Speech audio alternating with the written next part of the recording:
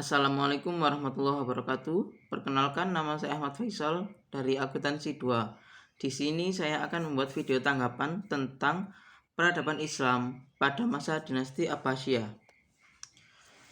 Sepeninggal Rasulullah Shallallahu Alaihi Wasallam dan para sahabat, Islam mulai berkembang di bawah kepemimpinan Khilafah Bani Umayyah dan Bani Abbasiyah. Kedua khilafah ini berperan penting dalam peradaban Islam sampai saat ini. Bani Abbasiyah adalah sekelompok orang yang memiliki keturunan dengan Nabi Muhammad melalui jalur paman Nabi yang bernama Al-Abbas bin Abdul Muthalib ibnu Hashim. Kelompok ini kemudian membentuk khilafah dan menggantikan dinasti Umayyah pasca keruntuhannya pada tahun 750 Masehi.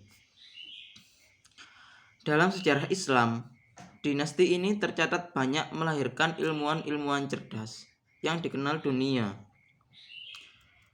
Ilmu pengetahuan dan pendidikan pun mulai berkembang pesat pada masa dinasti Abbasiyah ini. Tak heran jika dinasti ini dikenang sebagai dinasti yang membawa peran penting dalam peradaban Islam. Zaman Daulah Abbasiyah disebut zaman keemasan Islam karena pada masa ini terjadi perkembangan ilmu pengetahuan dan banyak muncul para ilmuwan dalam berbagai bidang. Daulah Abbasiyah juga memiliki kekuatan militer dan hubungan diplomatik yang luas.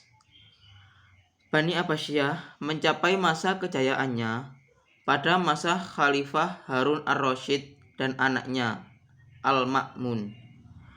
Pada masa ini banyak hidup para ilmuwan di berbagai bidang. Ilmuwan ini misalnya adalah Al-Khawarizmi dalam bidang matematika, Al-Kindi, sastra, Jabir bin Hayyan, kimia dan astronomi, dan Al-Farghani di bidang ilmu astronomi. Harun ar-Rasyid memerintah dari tahun 786 sampai 809 Masehi, memberi dukungan kepada para ilmuwan dan perkembangan ilmu pengetahuan di masanya.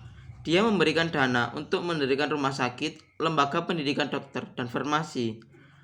Kebijakan mendukung ilmu pengetahuan dilanjutkan oleh penerusnya Khalifah Al-Ma'mun yang memerintah dari tahun 813 sampai 833, yang menjadi khalifah setelah mengalahkan saudaranya Al-Amin dalam perang saudara. Dalam bidang ilmu pengetahuan, Al-Ma'mun mendirikan Baitul Hikmah, lembaga penterjemah yang menerjemahkan kitab dari Yunani kuno dan India, yang menjadikan Baghdad sebagai pusat ilmu pengetahuan di abad pertengahan.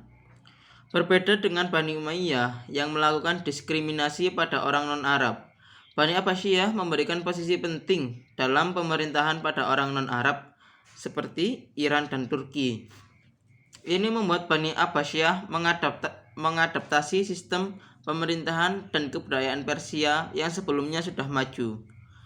Dengan sistem pemerintahan ini, Bani Abbasiyah mampu mengatur wilayahnya dengan lebih efektif dan memberikan pendapatan yang besar kepada pemerintah kekhalifahan. Para ilmuwan dari suku bangsa Iran seperti Al-Khawarizmi juga bisa melakukan penelitian dan menulis buku dengan bebas, yang mendorong kemajuan ilmu pengetahuan di Bani Abbasiyah.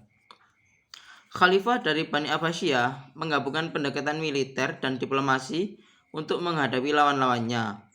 Harun al-Rasyid misalnya melakukan serangan ke Anatolia ketika Romawi Timur di bawah Kaisar Nikoperos melanggar perjanjian.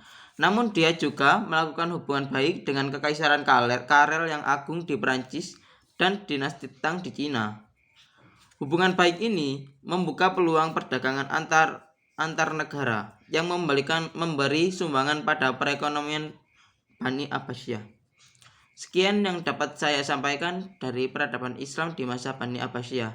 Saya akhiri. Assalamualaikum warahmatullahi wabarakatuh.